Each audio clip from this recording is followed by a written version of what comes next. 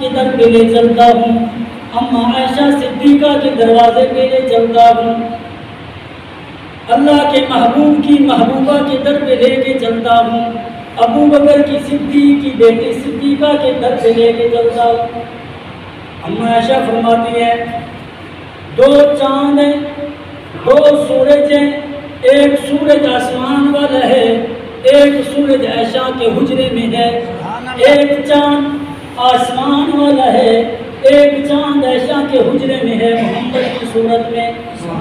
फरमाती है, आसमान का सूरज दिन को तो रोशन होता है, दिन को चमकता है, नजर आता है, लेकिन रात को रोशन नहीं होता, रात में नजर नहीं आता। अम्मा फरमाती हैं, मेरा सूरज मोहम्मद करीम जैसे दिन को चमकता है, रात को भी ऐसे चमकते हैं। फरमाया, आसमान वाला चांद रात को चमकता है, दिन को नजर नहीं आता, गायब हो जाता है, लेकिन फरमाया मेरा मोहम्मद चांद जिस तरह रात को चमकता है, दिन को भी वैसे ही चमकता है।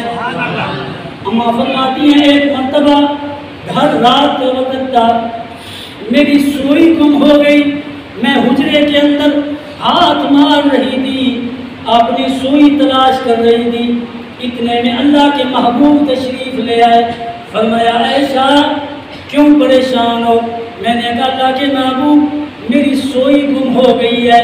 अल्लाह के महबूब मुस्करा पड़े। आपने जो ही मुस्कराया तो आपके दंदाने मुबारक से नूर की ऐसी लाइट निकली। अम्मा फरमाती हैं, मुझे सोई मिल गई।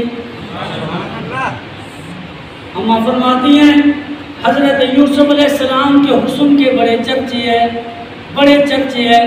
हज़रत यूसुफ बड़े खूबसूरत थे, हमारा ईमान है बड़े खूबसूरत थे, लेकिन अम्मा फरमाती है, जिसने हज़रत यूसुफ को देखा, अजीज़े मिस्र की औरतों ने फल काटने के बजाय अपनी उंगलियां काट ली थी। जिसने यूसुफ के हुस्न को देखा, फल काटने के बजाय अपनी उंगलियां काट दी थी। फरमाया, मेरे मोहम्मद करीम का हुस्न देखो, जिसने यूसुफ को देखा उसने उंगलियां काटी, लेकिन हजरत यूसुफ का कलमा नहीं पढ़ा।